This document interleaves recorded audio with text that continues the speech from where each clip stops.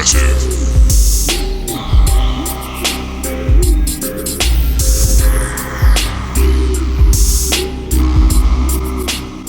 This has piston pin buttons, and they're held in by the oil ring. They're drilled out so they're light. They're super strong pins. If you get a look right through there, they won't elongate. You can't flatten them and elongate them like you can some. Marks on the pistons, see them? Yep. That's being caused by that corner Oh, I see. in the cylinder.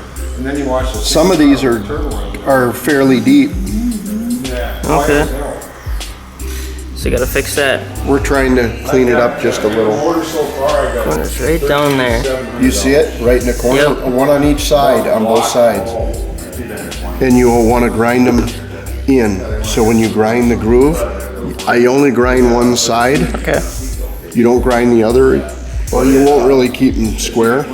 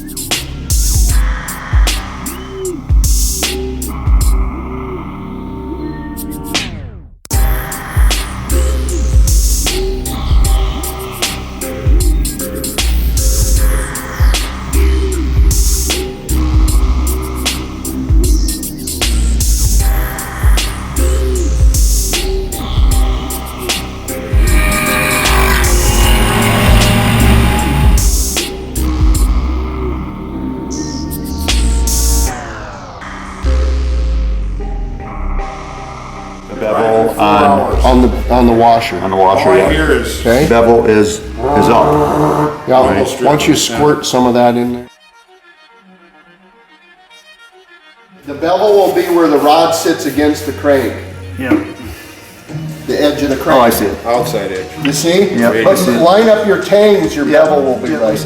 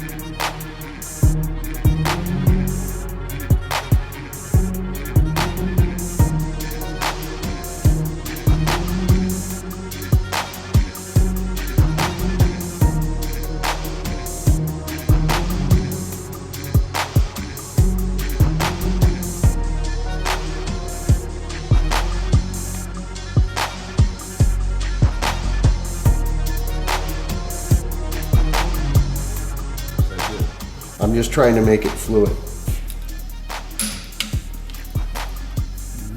Yeah, you put any kind of increased motion on it, it get incorrect as hell.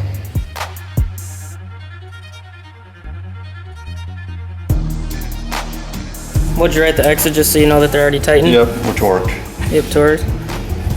And the clearance is checked. Okay. X.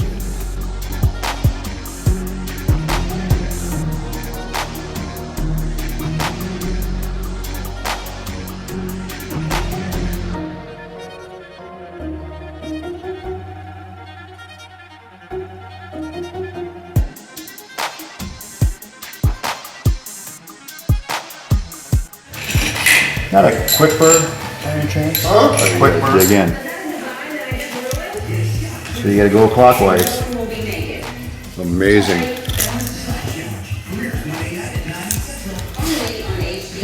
You can grind the ball off too.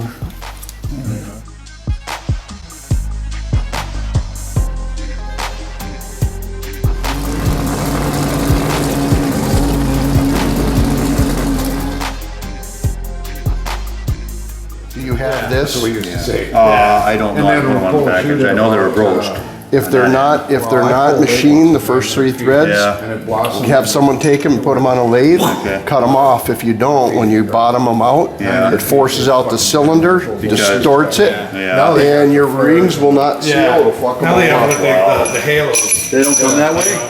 Good ones do. Yeah, High jump, low opening. Some ARPs do and some don't. In the old days, they we didn't. didn't have that.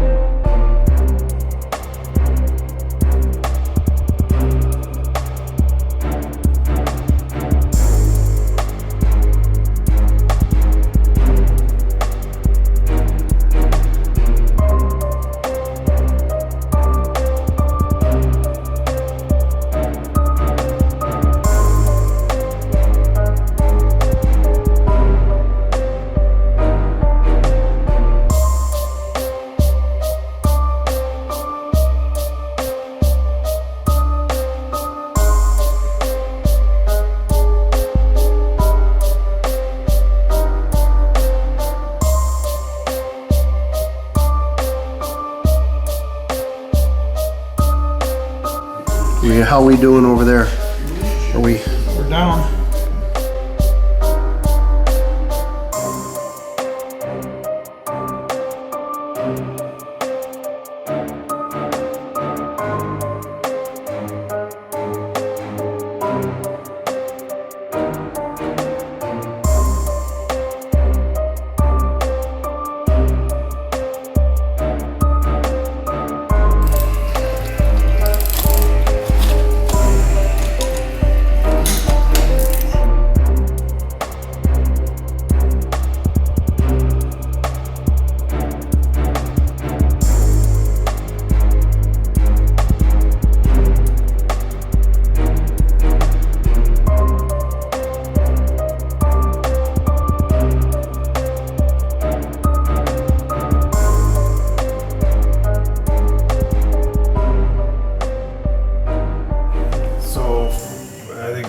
Decrease it by 7.85. I don't know.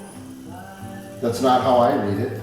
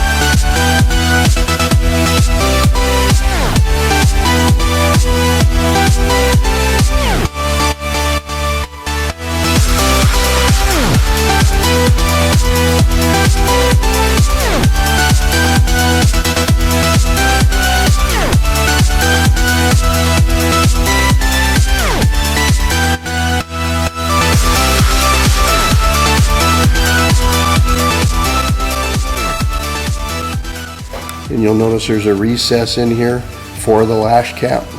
Because you don't want the lash cap to touch the retainer. Some people take and machine the valve and put a chamfer on it. I prefer not to, because then what happens is it beats on it enough that it kind of mushrooms the top of the valve a little. Yep. And locks them together so they can never fall out. Another nice thing about this rocker setup, because of the angle of the head and the valve covers, oil fills up quite high on here. And you'll end up with a bath of oil in the bottom of the motor, in the bottom of the valve cover area. And the rockers down here that are on the pedestals that go to the exhaust valve will be fully immersed in oil. And they really get a lot of lubrication. Now up here, they run dry all the time. Another thing is on a Hemi, due to the angle of the push rods, they're notorious for galling. And every year guys will take and lube up their push rods and put a special grease on the end of their push rods to not gall them when they first fire the motor up. We made an attempt to solve that problem on this motor. Now, one, it has this T&D rocker set up, and if we ever hurt a spring, we can pull the rocker off individually and fix it. The other thing is it's hard to see, but right here is a little tiny hole. And that little tiny hole right there, which is at each one of these locations, sprays oil up on these rockers, so that it puts oil right to the tip of the rocker where the push rod attaches, so that it doesn't dry out the rocker.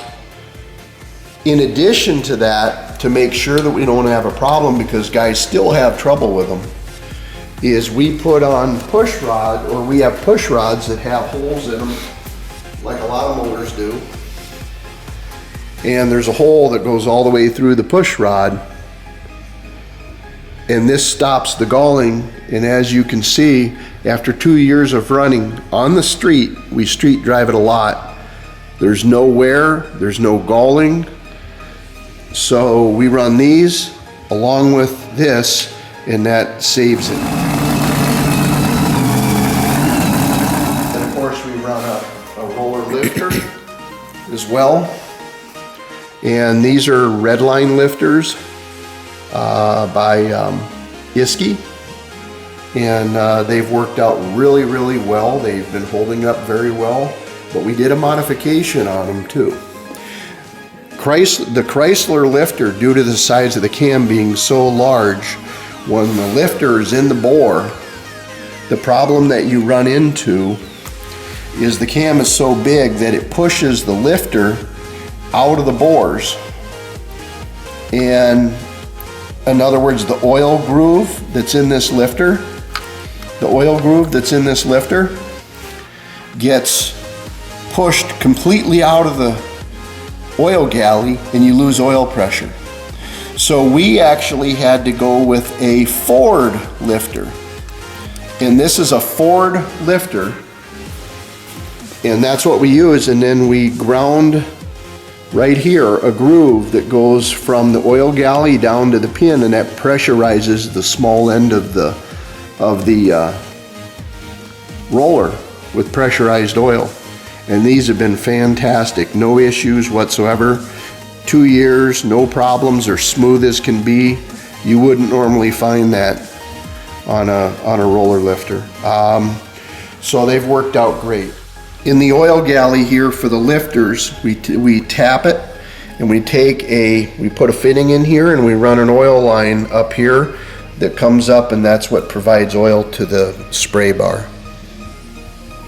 Gotcha. Another thing we did is, after these heads, which are custom made, they're very, very strong heads, they flow a lot of CFM, is we welded the piss out of them to give us a larger area. And then because the original tubes that would house the push rod, we ground right through into them, and we had to actually take and put new tubes in there and JB weld them in,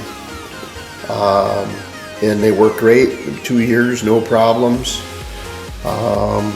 JB Weld's good to 550 degrees. And that's worked out slick, and we flow over 500 CFM with these heads.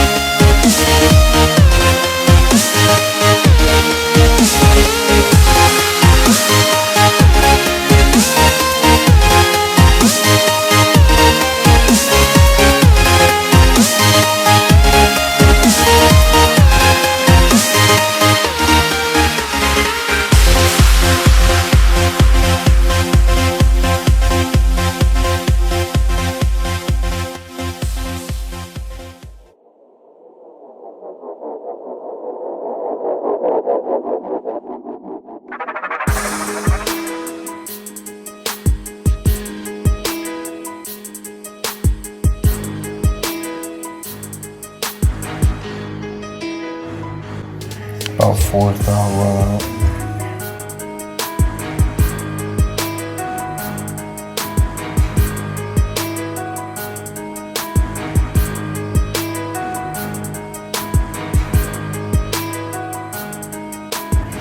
Couple thou now. What are we doing, exhaust? Yes, so it's the intake has to go all the way out and then 2/3 back in.